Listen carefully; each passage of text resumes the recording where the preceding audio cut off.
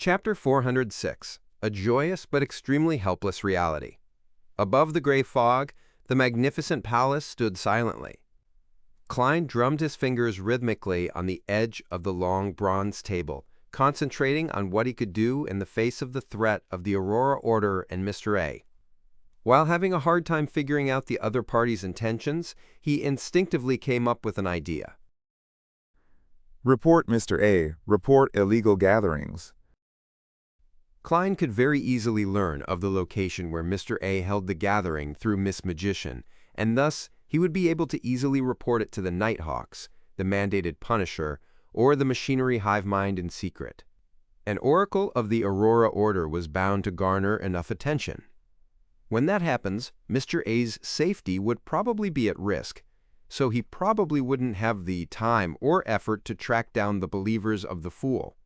The problem, however, was that this was bound to implicate a group of innocent Beyonders, and Klein suspected that this was the reason why Mr. A directly offered a reward for the believers of the Fool. Perhaps he had long planned an escape. Once someone reports him, he would be able to confirm without a doubt that the Fool's believers were among the previous gathering members. As for who it was exactly, that wasn't important. Mr. A and the lunatics of the Aurora Order were definitely capable of taking exhaustive measures. And once these Beyonders fell into their hands, many of them would be unable to hide their secrets. The Aurora Order, or the Shepherd Pathway, which represented the true Creator, are the best at corrupting others. When the ideology of a Beyonder was completely twisted, and once they believed in the true Creator wholeheartedly, what else could be kept a secret? It's not like there's no other way. It's best not to report it. Klein leaned back in his chair, collected his thoughts, and reorganized the entire matter. As he was thinking, he suddenly realized a problem. There were no believers or blessed of the Fool in this world. Even the Tarot Club only had a few members, and no one had divulged the relevant information. In other words, the Aurora Order wouldn't be able to find any relevant clues. There's nothing to worry about. The only bad outcome is that the Fool is now targeted by the true Creator.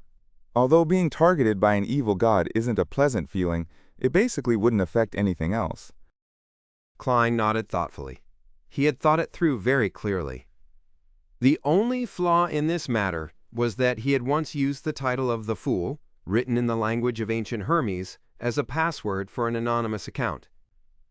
However, with the sacrificial and bestowal rituals having proven useful, the account had long been abandoned and had long since been forgotten. Since the last month and a half, no one had been noticed by Klein for copying the password, so it was possible to deduce the actual situation. As such, bank employees who had been in contact with the password but apparently do not understand mysticism wouldn't be able to reveal it to anyone, and Beyonders would at most make requests in the Loan language, so even if they find the right person, it's not possible to connect the content described in the Loan language with that of the ancient Hermes password. If anyone had copied it down, I would be the first to know and would be able to respond effectively. Besides, even if someone finds the password, it would be difficult to trace it back to Sherlock Moriarty. I use a variety of means every time. Miss Justice is also sufficiently careful when saving money. While rapping the table, Klein relaxed and said with a chuckle, You believe that the Fool has many blessed and believers, and that this would result in many clues that cannot be hidden? Wrong, especially wrong. There's only one believer and blessed of the Fool, and that's me. When he said that, he couldn't help but let out a self-deprecating laugh. It doesn't seem like it's something that I should be proud of. I need to be a little careful for the time being. I shouldn't go around using the banner of the Fool. Klein reminded himself and went back to answering Miss Magician's prayers. He adjusted his posture and said in a low, gentle voice, Don't worry about it. Don't worry about it. When Fors received the answer, she was surprised, but also felt that it was only right. In the eyes of Mr. Fool, the Aurora Order is nothing but a bunch of ants. Fors once again recited his honorific name in a low voice, and she curiously asked, Honorable Mr. Fool, which existence does the Aurora Order believe in? Then she saw Mr. Fool sitting on a high-backed chair in the middle of the gray fog. He leisurely said, The true creator. The true creator. Force's eyes widened as she instantly understood why Mr. A suddenly sought out the believers of the Fool. With the help of the Tarot Club, that Sun youth in the City of Silver had successfully exposed the abnormality of the exploratory team and thwarted the true creator's ploy. Behind this incident is a confrontation and struggle between Mr. Fool and the true creator. Force didn't dare to ask any further, and she quickly recounted her meeting with the members of the Abraham family.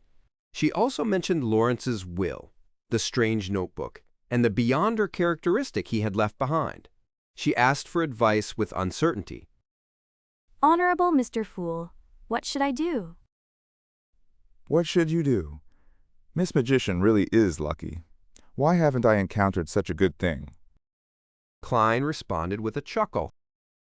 Follow the true desires in your heart. He wasn't the least bit worried that Dorian Gray, from Pritz Harbor's Fishermen Association, would harm Miss Magician, because he knew she had 2 more stones on her bracelet, allowing her to teleport through the spirit world twice. Follow the true desires in my heart? Force lowered her head in thought. I understand. Thank you, Mr. Fool. She decided to buy a steam locomotive ticket tomorrow. Using this mode of transportation, it would take a little over an hour to get from Backlund to Pritz Harbor, or maybe less. After reporting everything, Force requested to hold a sacrificial and bestowal ritual. After receiving a positive response, she exchanged £600 in cash for the Sheriff Beyonder characteristic. Holding up the fist-shaped object comprised of black iron, dark red and silver colors, as well as its beautiful spiritual radiance, Force felt joy and admiration. Zio had long gathered the supplementary ingredients, so she would soon be promoted to Sequence 8, and I don't know when I'll become a trick master. I hope Mr. Hanged Man and the others can help me find the appropriate Beyonder ingredients as soon as possible. Shio had been subconsciously acting as an arbiter, so she didn't have to worry about her digestion of the Sequence 9 potion, but once she becomes a sheriff, what should she do? Should I ask permission from Mr. Fool to teach her the acting method, or should I simply suggest that she sneak into the police force?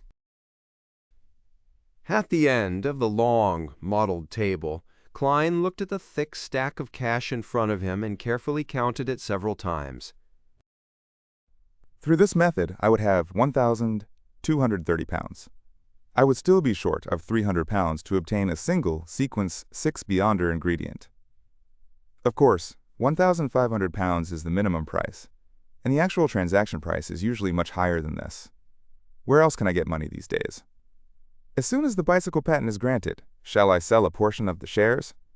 Yes, I almost forgot how special the Tarot Club is.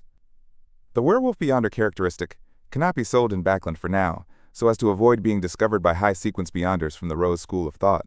But I can always sell it elsewhere. I'll let the world entrust Mr. Hanged Man to sell it at the Sonia Sea at the next gathering. I'll offer a corresponding amount of the commission as his reward. After subtracting the costs, the Werewolf Beyonder characteristic should give me at least £1,000. It will be more than enough for a single Sequence 6 Beyonder ingredient. Klein quickly came up with a plan and decided upon it. He found it a little regrettable that Miss Gio didn't seem to have much money.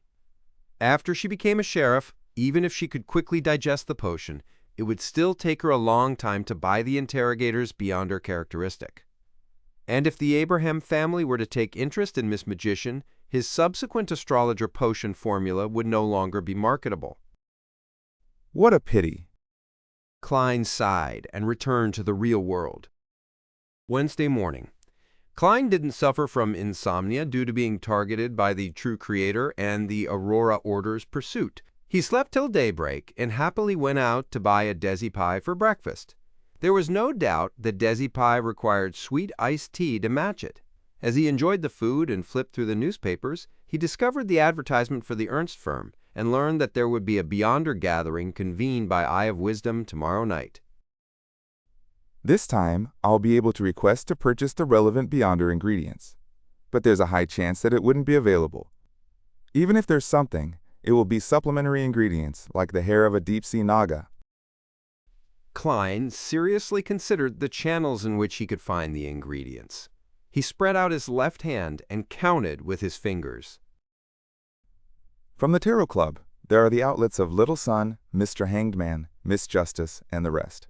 Beyond that, I have Eye of Wisdom's Gathering, Miss Bodyguard, and Merrick, but I shouldn't contact them if possible for the time being. Also, yes, I have Vampire Emlyn White. Didn't he mention that he would write to ask some powerful sanguines? That's what social connections can bring about.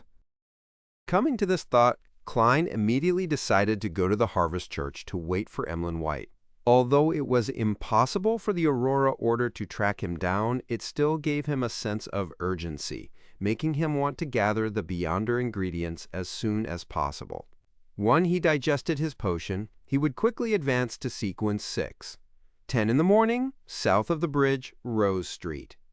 In his double-breasted frock coat, Klein took off his half-top hat and strolled into the rather small Harvest Church.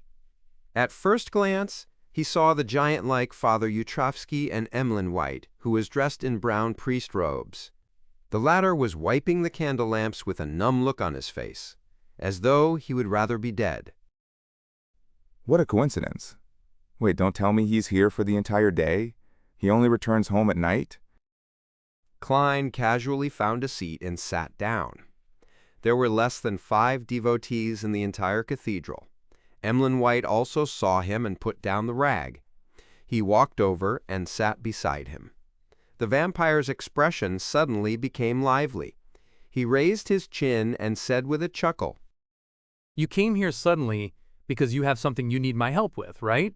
Chapter 407, The True Adorer.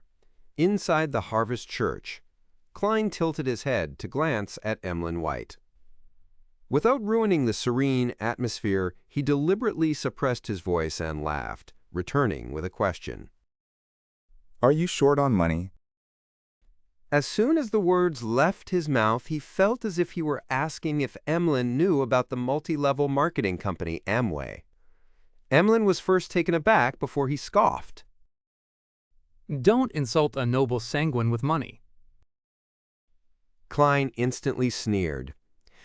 Looking at the tall and brawny Father Yutrovsky in front of him, he said rather casually, According to what I know, those handmade dolls are not cheap.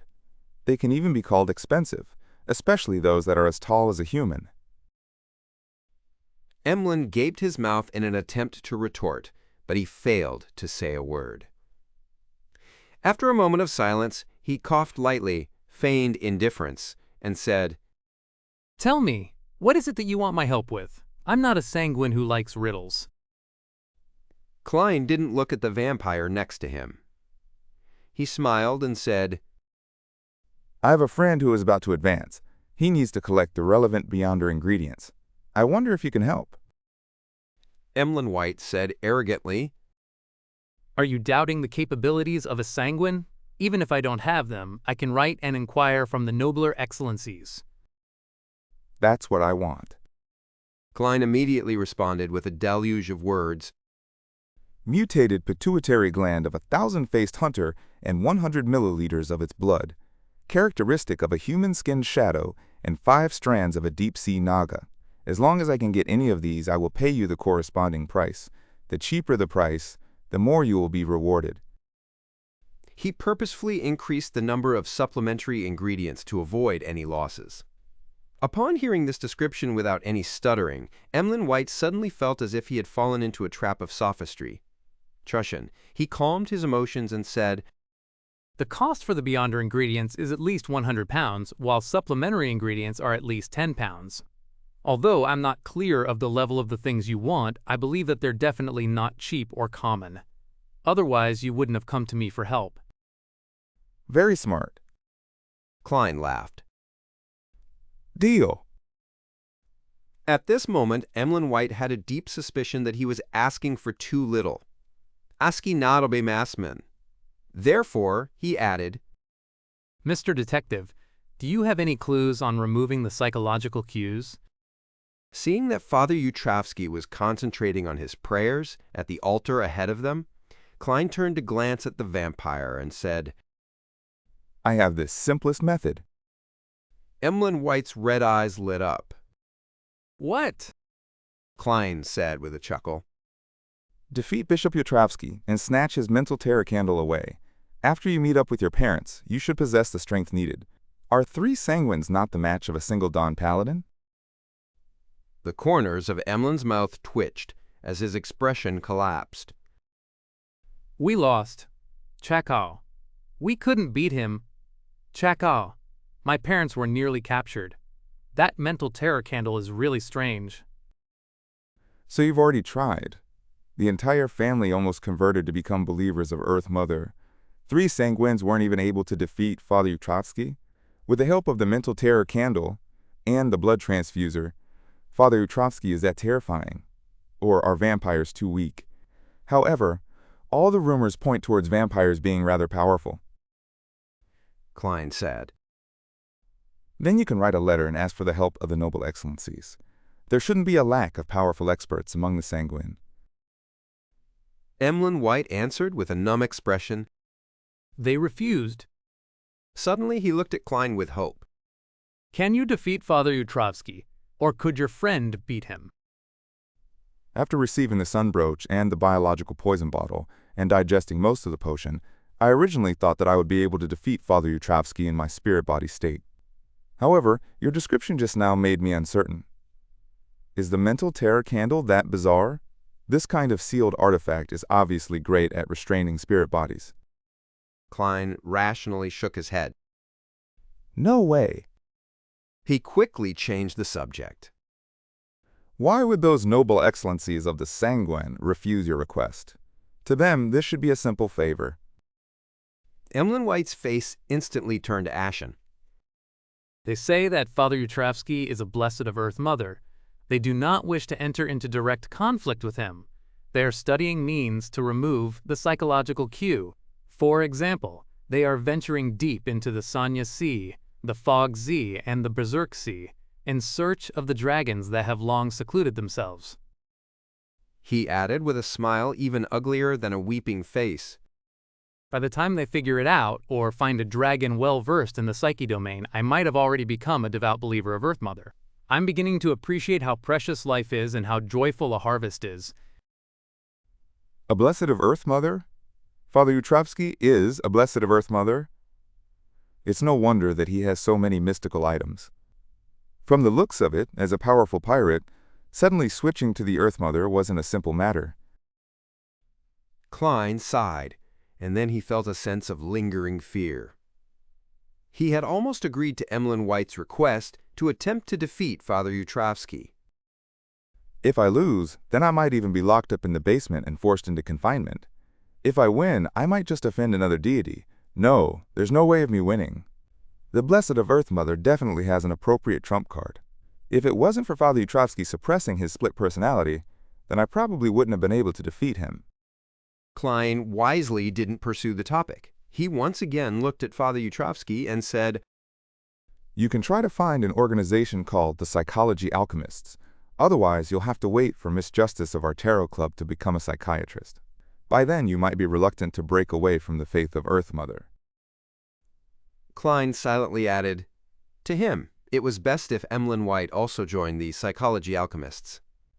That way, if Miss Justice encountered any problems in the organization, he could help her with other resources, and Klein wouldn't always have to summon himself, who was the trinity of the fool, a blessed, and a believer. Emlyn shook his head disdainfully. Psychology Alchemists? I've never heard of it. It must be a secret organization that recently appeared. Klein denied his statement. This organization has existed for 100 or 200 years, at the very least. Emlyn White said proudly, For a sanguine with a long lifespan, 100 or 200 years means it recently appeared. Among the noble excellencies, a gnat might be as long as a century. Without waiting for Klein to speak, he looked ahead, cleared his throat, and said, Do you know how to contact that organization? Klein was going to answer that there was a man in the Tinjin City's asylum named Dr. Daxter Guderian, who's a member of the Psychology Alchemists, but he stopped those words just before they came out of his mouth.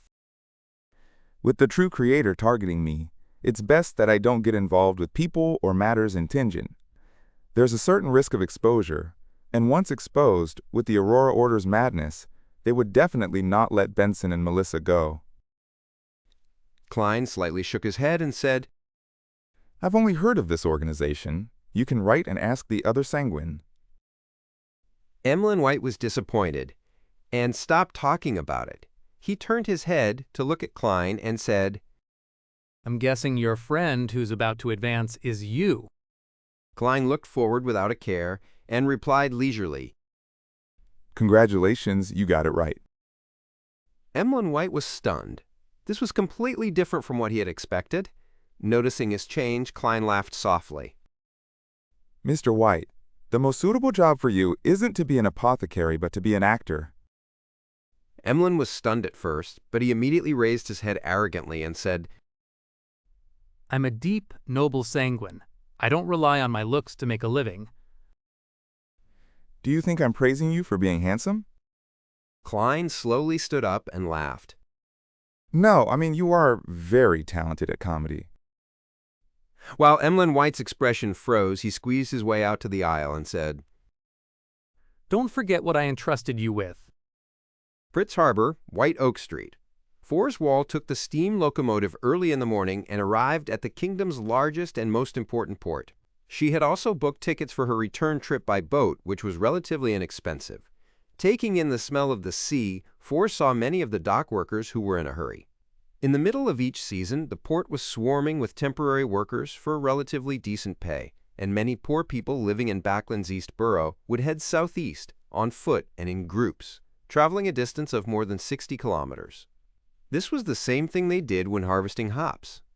The roads are wider than Backland's, and the air quality isn't bad, but it's relatively dirtier. Forrest looked around and found the Fishermen Association in an old building. Without much trouble, she met Dorian Gray in an office. The gentleman was of medium build, with exaggerated arms. His hair was combed rather neatly, completely unlike most of the members of the association who had hairstyles that looked like bird nests. He should also be an Abraham family member. After explaining the purpose of her visit, Forrest passed Lawrence's will, along with the strange notebook and the diamond-like Beyonder characteristic. Dorian received the items with a complicated expression before opening the will first. After reading it carefully, he lifted his head and looked earnestly at Forrest with his blue eyes. Your kindness and honor are praiseworthy. Ms. Wall, I shall always remember the help you provided Elisa and Lawrence. Can you accept my gratitude? I wish to invite you to lunch. Forrest was still wondering how to pass the time before her ship sailed. No problem. Dorian immediately arranged for her to wait in the next lounge, offering black tea, snacks, newspapers, and magazines. Returning to the office, the gentleman opened a hidden cabinet with some misgivings and took out an item, Kananam. It was a pure crystal ball, shining with a radiant light. Chapter 408, A Bold Assumption. Dorian drew the curtains, cloaking the office with darkness before he sat down. He held the crystal ball in his left hand while touching its top with his right palm. As he stroked the crystal ball back and forth, he kept chanting softly. Gradually, the radiant points of light within the crystal ball began to shine brighter and brighter, becoming more and more obvious, as if the stars in the night sky were casting their reflections. Often used to determine the direction of fate, the stars in the trajectory of one's life surfaced one after another, forming a three-dimensional astrolabe with many revelations from the spirit world that resembled symbols. Dorian Gray finally stopped and studied it. She wasn't lying. That really was the trajectory of the situation. She seems to be able to bring about changes to the Abraham family. Optimistic changes. As the light from the crystal ball dimmed, Dorian stood up, having already made up his mind. At lunchtime, in the Four-Winged Bird restaurant. In front of Forrest lay a filleted fried fish, which had rosemary scattered over it. Its skin was crispy, its meat fresh, and it didn't have any fine bones. It was rather tasty, but the only problem was that the cook had an extremely warped sense of aesthetics. He had deliberately kept the eyes of the fish bulging out of its head, and by plating the food he made the fish look up, as though to express its indignation over its death. Forrest pushed the head down, cut off the tail, and covered the upturned eye. Boa. At that moment, Dorian Gray began moving his fork and knife as he casually said, Elisa really liked mysticism and had done some research in this area. When you were packing her things, did you see any books, notes, or other items?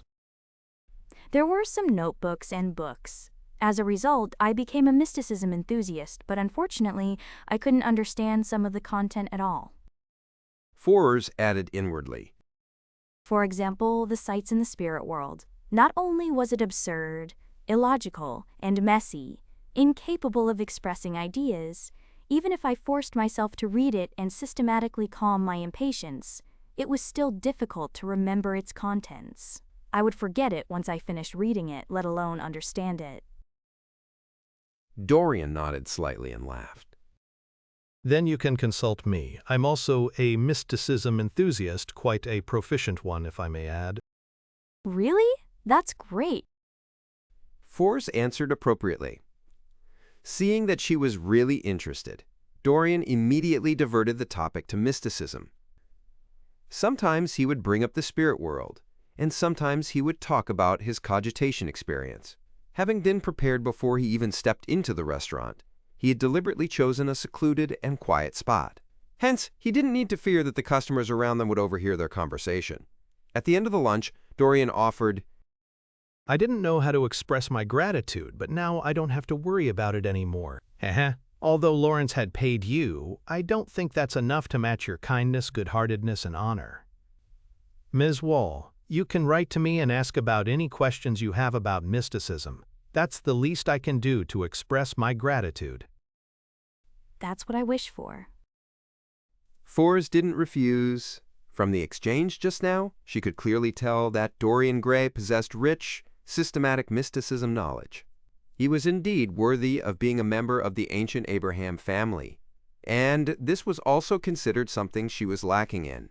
Although she had mastered quite a lot of knowledge about the Beyonder world, it all came from a few books and notebooks that didn't go in depth, as well as random information she had heard and experienced from the various gatherings she attended.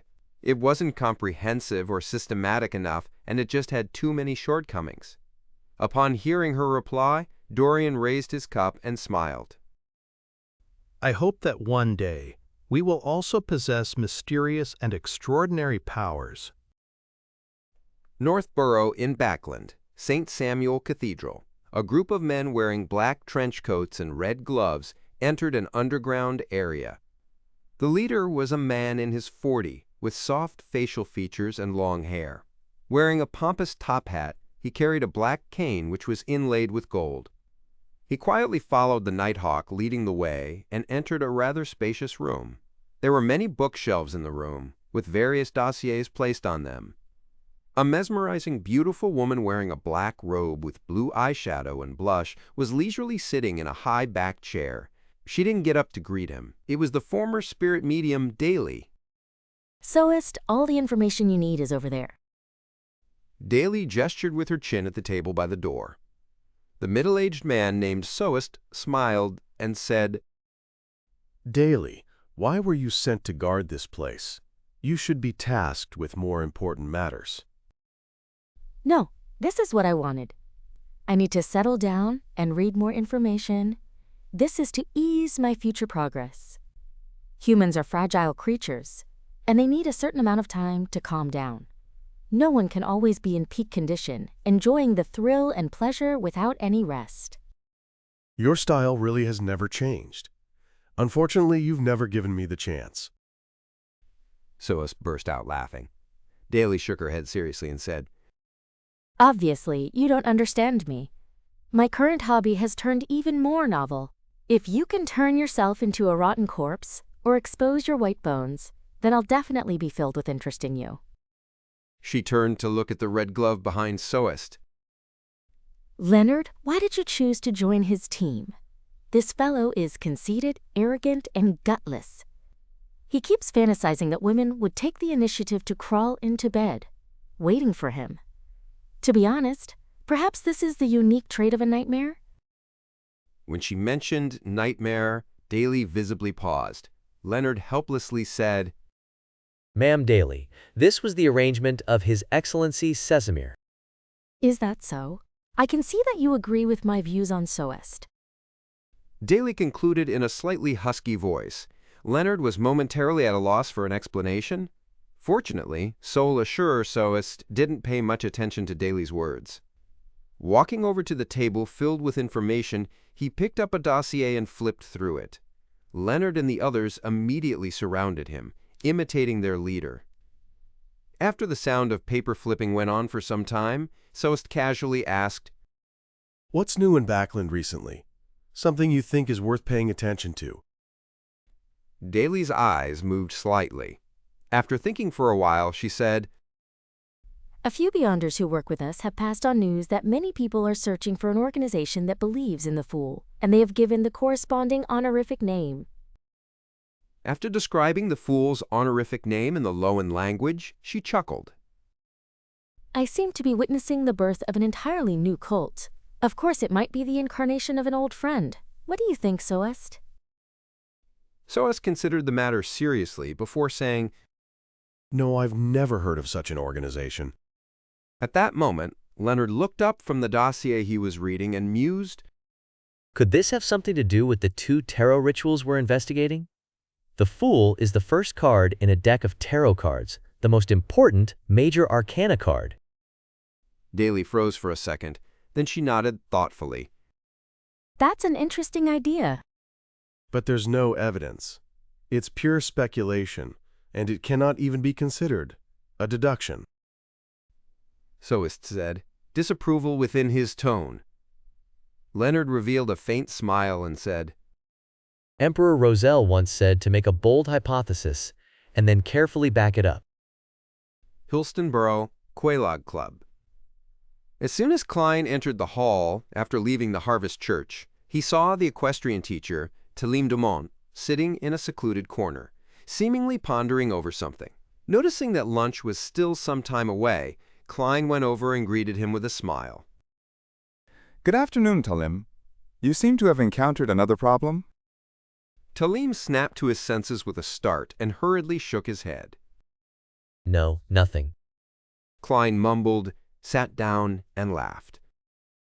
You seem to have done something that you have a guilty conscience about? It's a pity Aaron and Mike aren't here, otherwise we'd be having another pleasant afternoon. Talim smiled in response. They're all busy and have very little free time.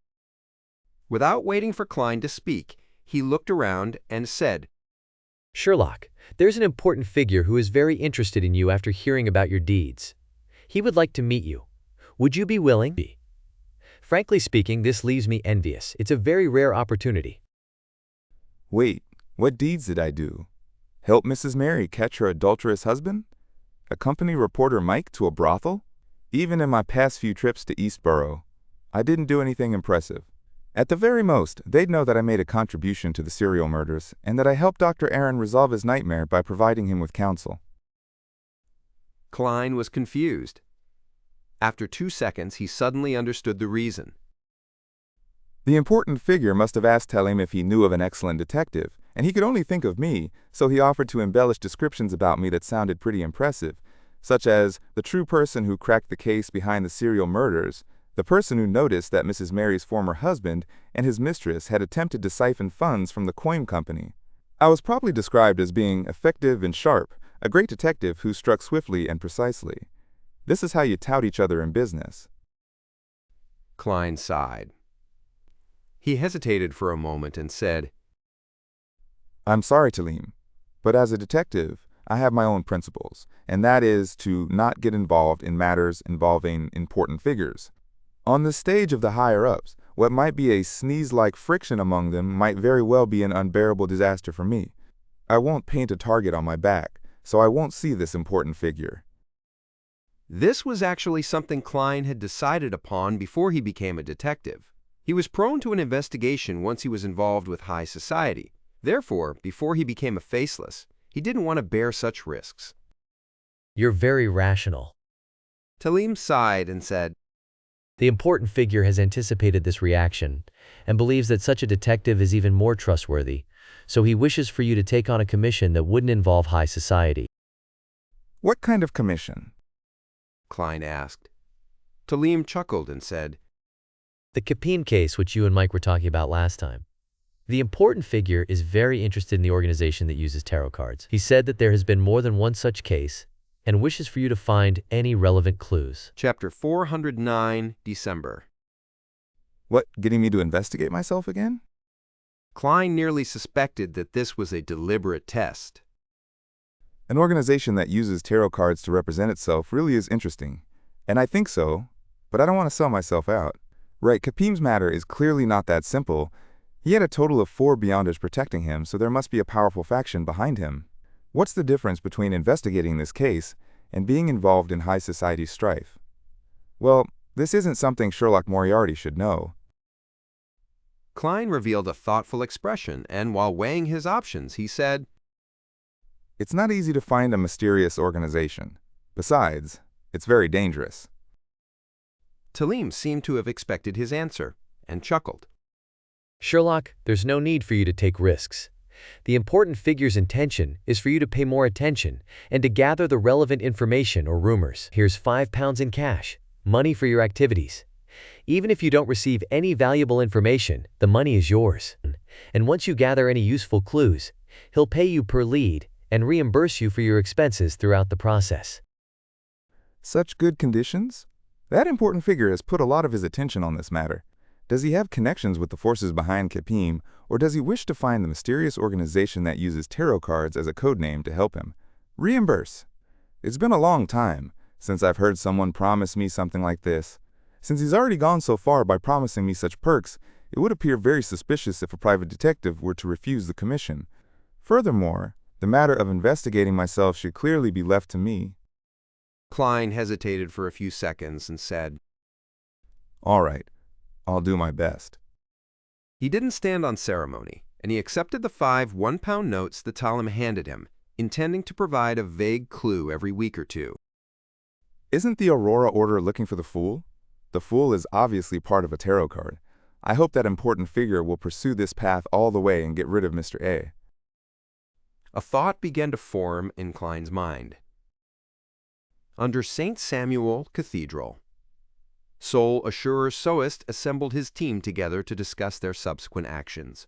He looked at the black-haired, green-eyed Leonard Mitchell and asked, half asking and half evaluating, If I were to relegate this matter to you, how do you plan on investigating the 2 cases related to the tarot ritual?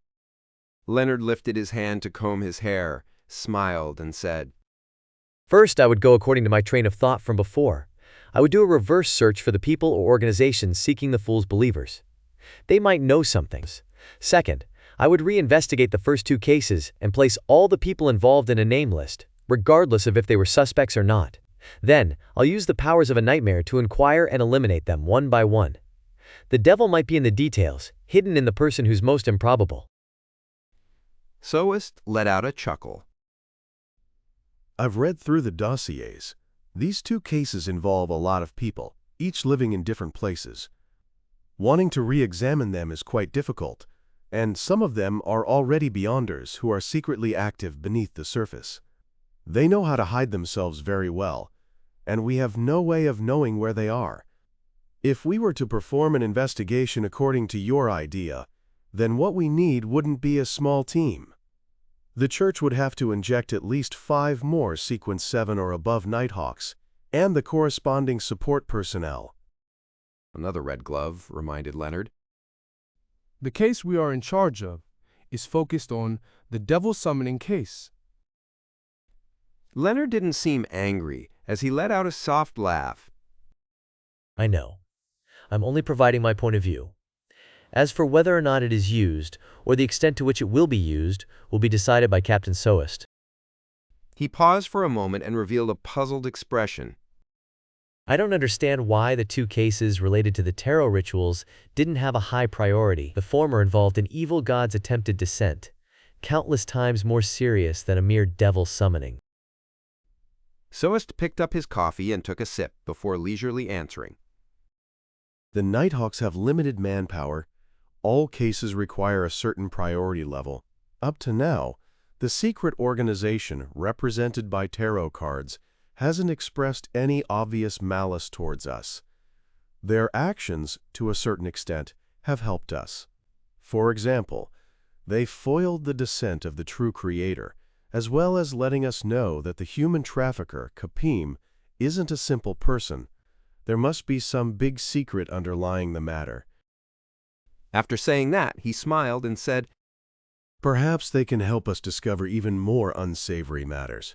Of course, the necessary investigations must be carried out. No one can guarantee that a secret organization will not end up being our enemy in the future. Leonard said earnestly, I see, Captain Somist. Let's focus on the devil summoning case. In a backland winter that was inseparable from fireplaces and fog, time flew by amidst these cold and gray sensations. In the blink of an eye, there was only half a month left until the new year. Klein extinguished the charcoal in the fireplace and put on a double-breasted frock coat over his dark red woolen vest. Nearly 3 weeks ago, Leopard finally received the bike patent and began looking for suitable second-round investors. Steam car mogul Framis Cage ended up showing some interest in this. After several meetings, the three parties agreed to conclude their final negotiations today. During the past month or so, Klein led an uneventful life. Through his investigations, he slowly digested the potion by strictly following the principles. Now, he was just short of a relatively bigger performance that he needed to initiate to completely digest it. If there are no urgent matters, I can avoid taking risks. It would take about another. As his mind wandered, Klein removed the half-top hat from the coat rack and smoothed the folds with a brush and handkerchief, removing the dust. The badge left behind by Lanovis indicated a 4th January gathering. He had no strong intentions on attending it. During this time, the Tarot Club continued being held on a weekly basis. Klein obtained a few pages of Roselle's early diary entries, allowing him to witness how he went from a weakling who only knew how to dream without taking actual action to becoming a playboy who actively hunted. Apart from this, he gained almost nothing. Although the werewolf beyonder characteristic was handed over to the hanged man for sale via the world, a sale involving more than £1,000 was obviously not easy to close. The werewolf's unique trait of being cursed also caused many interested parties to shrink back from it. However, a few days ago at a tarot gathering, the hanged man told the world that he had contacted an artisan from the Church of the God of Steam, and the other party was clearly interested. Let's hope the deal will be closed this week. There are still no clues to the wind-blessed formula which Mr. Hangman wants. Klein packed his personal belongings, picked up his cane, wore his hat, and walked out the door. The wind-blessed potion formula was a sequence 6 formula. It wasn't that easy to encounter one. The hanged man, Alger, had waited for more than a month without receiving any good news. Just as Audrey, after undergoing a long period of observation and testing, was finally accepted by the psychology alchemists. She reported to Mr. Fool that she should be officially joining the secret organization this week, hoping to be blessed ahead of time to prevent any accidents from happening. For this, she was prepared to plunder at least 10 pages of Roselle's diary entries from the psychology alchemists for Mr. Fool without any compensation. As for the dragon specimen in Duke Negan's treasury, she had already confirmed that it was a 1,000-faced hunter. However, it was purely a sample that was without the corresponding beyonder characteristic or flowing blood. The £2,000 she owed Mr. Fool's Blessed wouldn't be repaid until February or March of next year. This was because, although she would officially come of age at the New Year's ball and be able to take charge of a portion of her fortune, she would still be under the supervision of her parents and wouldn't be able to sell them at will. Furthermore, she was still short of Viscount Glaint's final payment, so she needed ample time to raise the money in secret. The magician Fours, with the help of the hanged man, finally obtained the blood of a deep-sea marlin. She paid him £320 for it, which reduced her savings to £120. In order to make up for her loss and for the stomach pouch of a spirit eater, she began to furiously rush to write her new book, which quickly took shape. It told a story about adventure, love, traveling, storms, pirates, and many other elements fused into a whole. Her and Dorian Gray's correspondence never stopped, and the other party had recently announced that they would be coming to Backland to pay their respects to Alyssa, Laubero, and Lawrence. The son Derek, who was acting normally as suggested by the hanged man, continued his daily patrols, amassed merit points, and didn't attempt any rituals. At every tarot gathering, he would skillfully pretend to be asleep, and he didn't reveal any problems for the time being. Usually, he would occasionally take a nap to prevent any irregularities from being detected, which would put him under suspicion. According to him, Shepherd Elder Lovia didn't leave the bottom of the spire 7 days later and was still locked in there for unknown reasons. With the Aurora Order's Mr. A searching for the followers and Blessed of the Fool, they failed to receive any valuable clues with Klein's deliberate attempt to keep a low profile. And the Beyonders, who knew the honorific name of the Fool, all understood that they should never chant such words carelessly, unless they were in dire straits. And they definitely didn't have the courage to pray to an existence that was suspected of being an evil god. Emlyn mentioned the last time that he had some clues for the corresponding ingredients, and that he might be able to confirm it soon, but the problem is that I'm lacking the money now. With a silent grunt, Klein took his cane and walked to Lawyer Juergen's door. When the doorbell rang, he took the initiative and instinctively took 2 steps back. Not long after, the door opened and old Mrs. Doris cheerfully opened her arms to give Klein a warm hug. Oh, the doctor you introduced last time was wonderful. My body hasn't been this healthy for almost 10 years. Doris, seeing that the detective was standing far away, could only fold her arms and express her delight and feelings in words. Klein said in an amused and exasperated tone, Mrs. Doris, you've already told me this for the 9th time. He saw Brody, the black cat, sitting on top of the coat rack. Although it looked precarious, he was able to maintain his balance. I can do that as well. Klein made a self-evaluation. Old Mrs. Doris asked, perplexed. Is that so? She immediately tossed the question to the back of her mind and said with a smile, Are you here for Juergen? Klein immediately revealed a smile. Yes. Matters involving negotiations needed the help of a professional lawyer. Chapter 410. Framis Cage, St. George Borough, Surd Street. As soon as Klein and Juergen alighted from the carriage, they saw a massive object parked in front of Inventor Leopard's door. It was iron-black in color, with a dozen wheels in 3 groups, the top of which towered like a ship's chimney, and smoke was emitted from it. It was a steam car that Klein had seen in magazines and on the streets, often described by the public as an ironclad warship with a rather exaggerated body. If the streets that hadn't been built or rebuilt in the last 20 or 30 years, then it would have filled the roads and left no room for horse carriages. Therefore, transportation vehicles such as this could only be seen in certain areas and places. At this moment, the heavy glass window and door of the car opened, and 2 figures stepped out. One of them was the steam car mogul, Framis Cage, whom Klein had met before. A quarter of his blood was of the Fasak Empire, and he had pale blue eyes and a tall but bulging build. He had a pipe in his mouth. The person beside him was wearing a heavy black coat with a gray scarf wrapped around his neck. His features were unremarkable. He looked common with his black hair and brown eyes, yet he exuded an inexplicable sense of familiarity. Hi, Detective Moriarty. You're really punctual. This is my lawyer and partner, Pacheco Duane. While they conversed, 2 burly men got out of the steam-powered car. They were obviously Framis's bodyguards. How unprofessional. Shouldn't they come down first and then open the door for their boss? Klein grunted, smiled in greeting, and introduced his lawyer, Juergen. While he was waiting for Leopard to open the door, he casually chatted with him. Mr. Cage, is this kind of steam-powered vehicle popular? Do a lot of people like it? Framis Cage laughed. Those who think that they're decent say that it's too barbaric and crude, and ordinary people can't afford it. Only I, an enthusiast of such machinery and steam, would be willing to buy it. It's mainly because many streets are too narrow, Klein said in consolation. Framis Cage was the investor he found, and he had little to do with Leopard. When he was playing cards at the Quelaag Club, he had deliberately mentioned it, and the equestrian teacher, Talim, immediately mentioned that Framis liked similar inventions, offering to introduce them to each other. This made Klein sigh with emotion.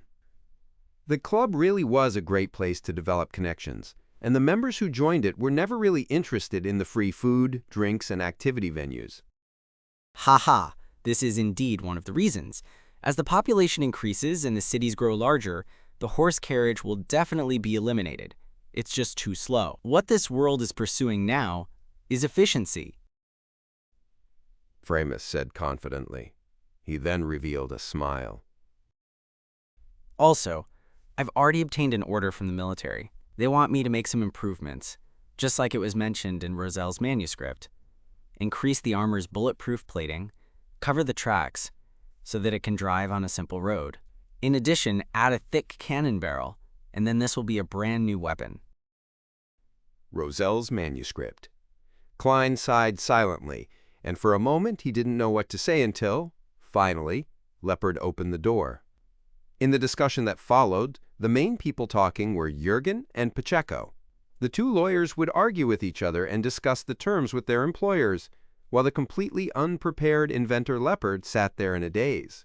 Only when asked would he give his opinion. Finally, the three parties agreed that Framis would invest £1,000 to take 20% of the shares, and the shares of Klein and Leopard would fall by an equal ratio, 28% and 52%.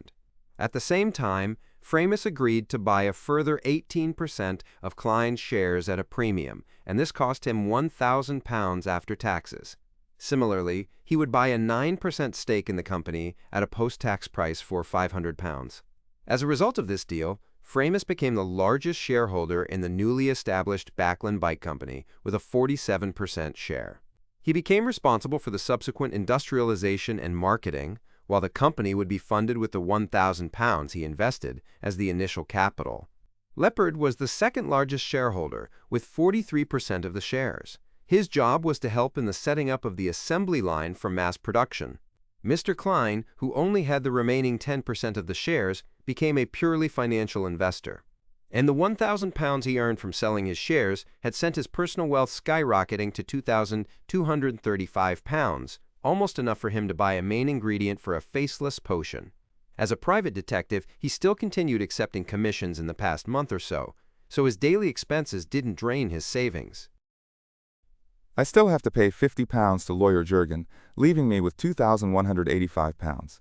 I'll have to thank Talon when I see him. A thought flashed through Klein's mind. He signed and stamped the contract.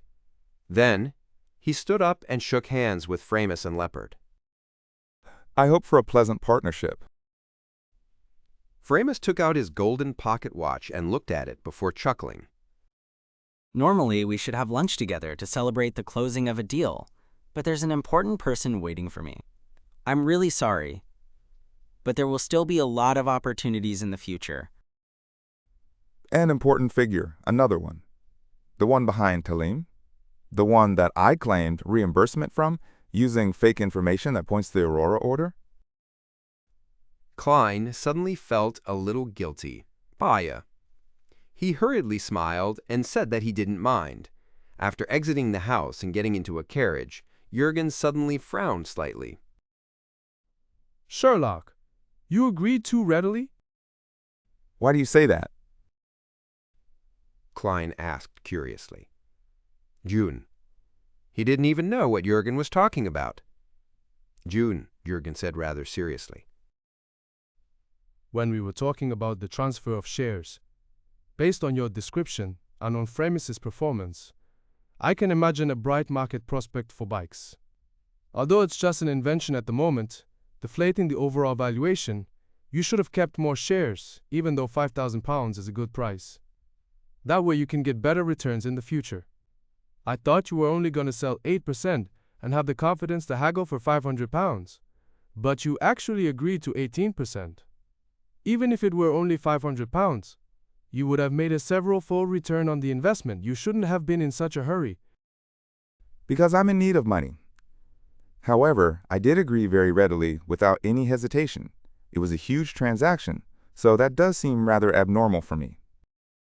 As Klein thought back to the scene from before, he began to have some doubts deep down. Was I unconsciously influenced by Framis or that lawyer Pacheco? One of them is a beyonder. Fortunately, the price was fairly reasonable.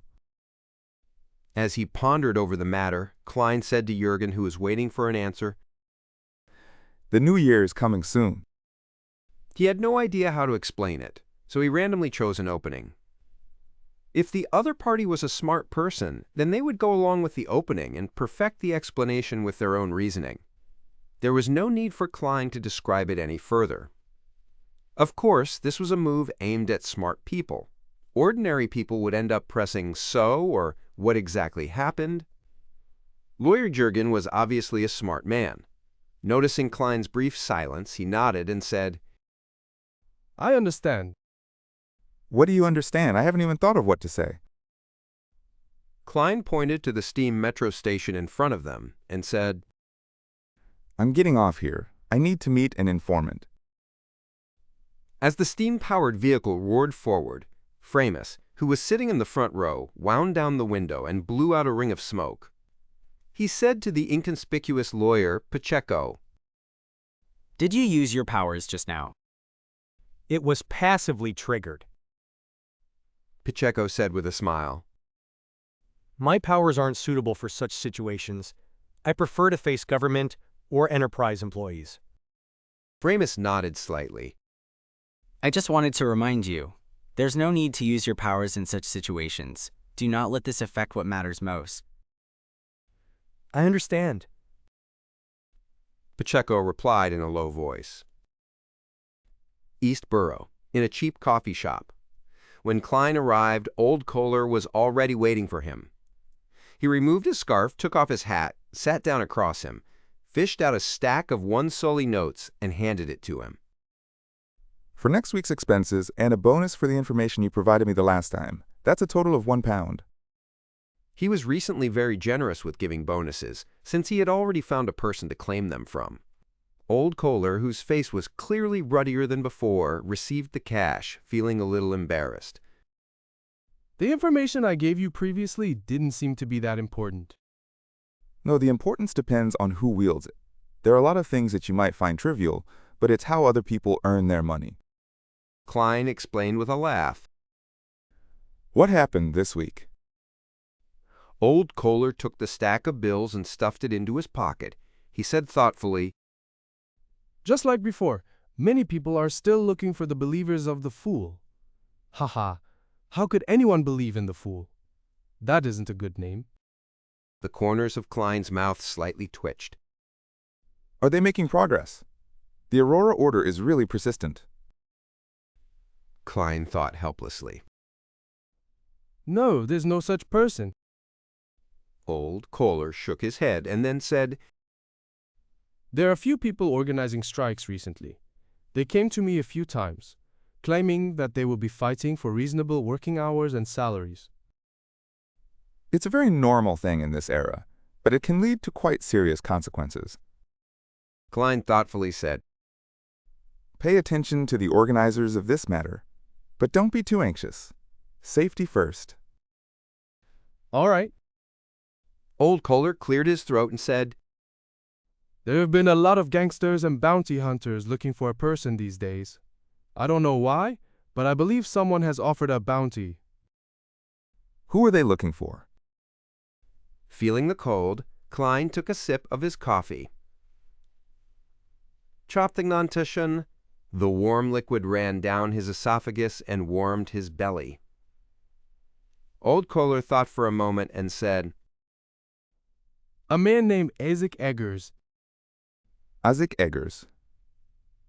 Isaac Eggers? Klein looked up from his coffee cup and stared straight at old Kohler, who was sitting across him. Isn't that Mr. Isaac's full name? Why would someone suddenly offer a bounty for him? Incy Zangwill?